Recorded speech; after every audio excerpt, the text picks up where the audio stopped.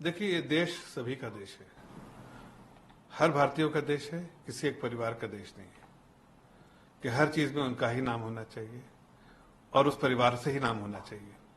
पिछले दिनों देखिए, जब से आजादी के बाद भारत एक इंडिपेंडेंट नेशन बना है, देश में जो कुछ भी बना है सब में या तो नेहरू जी का नाम या नेहरू जी के परिवार वालों का नाम या इंदिरा गांधी जी का नाम या राजीव गांधी जी का नाम, बस परिवार से ही है सब नाम।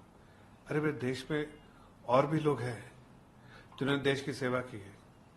और जब प्रधानमंत्री, अब इस वक्त बहुत सारे प्रधानमंत्री हैं, तो सिर्फ एक ही प्रधानमंत्री के बारे में क्यों जो है वो लाइब्रेरी बनेगा या म्यूजियम बनेगा? सभी प्रधानमंत्रियों के लिए बनना चाहिए।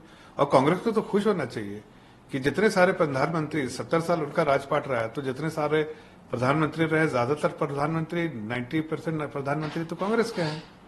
ऐसे में उनको प्रशंसा करनी चाहिए कि सभी ऐसे प्रधानमंत्री जिन्होंने देश की सेवा की है और प्रधानमंत्री रहे, उनको सबको जगह मिली, ज्यादातर कांग्रेस के हैं।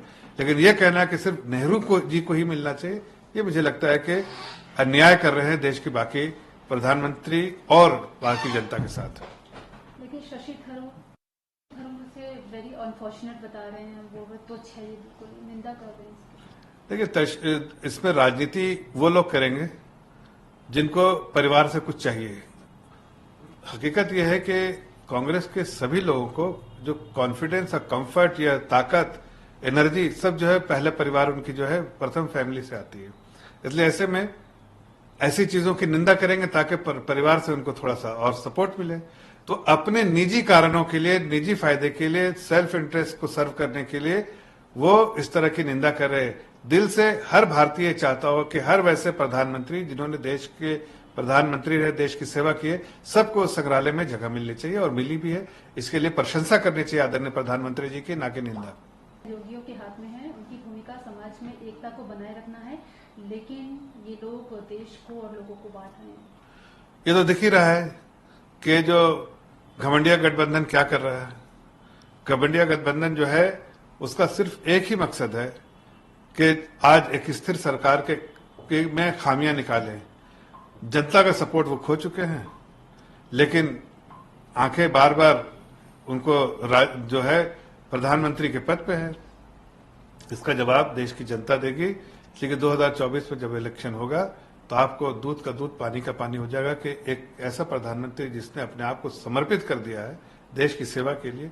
देश आगे बढ़ रहा है, देश मजबूत हो रहा है, और ऐसे में अगर कोई कटाक्ष करता है तो समझिए वो अपने राजनीतिक फायदे के लिए कर रहा है, ना कि देश की सेवा के लिए।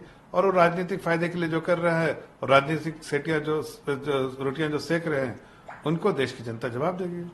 देखिए, दिल्ली में अब खुद कांग्रेस ही कह रही है नूरा कुश्ती होगी, तो क्या इंडिया के पार्ट नहीं है वो केजरीवाल? कभी आप देखिए तो संदीप दीक्षित केजरीवाल को गाली देते हैं, कभी कोई और कोई गाली देता है। भाई, कैसा जो है घमंडिया गठबंधन है। इन लोगों का एरोगेंस है। अभी सातों के साथ सीटें जीतेंगे, अभी केजरीवाल से ही पूछे भाई कितनी सीटें वो देंगे उनको लड़ने के लिए। तो इस तरह की बातें जो है उससे सिर्फ एक चीज समझ में आता है कि ये पॉस्चरिंग है। हकीकत मालूम है उनको कि जमीन की हकीकत मालूम है कि सातों के सातों सीटें भी लड़े तो भी हारेंगे, सात लड़े तो भी हारेंगे, और देश की जनता और प्रदेश की जनता जो है और दिल्ली की जनता उनको जो है हराएगी। इसलिए इस तरह के स्टंट कर रहे हैं। बट इस तरह के स्टंट जब भी किया है और इस तरह का पॉलिटिकल गिमिक जब भी हुआ है, उसका नुकसान उन्हीं को भुगतना पड़ा है। पर सुनवाई करेगा कोर्ट। इसमें महबूबा मुफ्ती कह रहे हैं कि ये अब फाइनली वेरी भावनात्मक, ये इमोशनल चीज है कि अब इस पे सुनवाई होगी, कार्रवाई की जाएगी। कश्मीरियों पे जो हो रहा है, जो बीजेपी कर रही है, वो कहीं ना कहीं गलत है, लेकिन 370 पे कार्रवाई सुनवाई हो रही है, तो उसके बाद राहत है थोड़ी। देखिए, 370 तो अब ये जो है इस हिस्ट्री, इस पार्ट ऑफ हिस्ट्री। अब मामला कोर्ट में है और कोर्ट में सुनवाई हो रही है, इसके बारे में कोई टीका टिप्पणी नहीं करूंगा। लेकिन जहां तक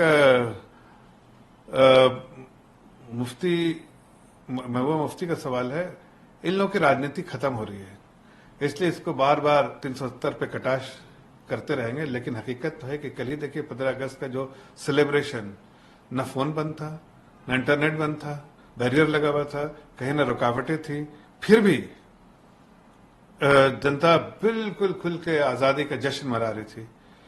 और ऐसे में ये बहुत बड़ा तमाचा उन लोगों पर है जो 370 के हिमायती लोग थे, चाहे वो फारूक अब्दुल्ला हो, चाहे उमर अब्दुल्ला हो, चाहे मुफ्ती हो, या और भी कोई हो जो उनके हिमायती थे। एक आम नागरिक, इनको कह सकते हैं इनको नुकसान हुआ है, बट एक आम नागरिक जम्मू एंड कश्मीर का वो बहुत खुश है, इसलिए कि उससे उसके देश से जुड़ने का मौका मिला। उसको एक गर्व होता है कि देश से जुड़े, और देश की जितनी सारी सुविधाएं हैं अब उनको मिलने लगी है।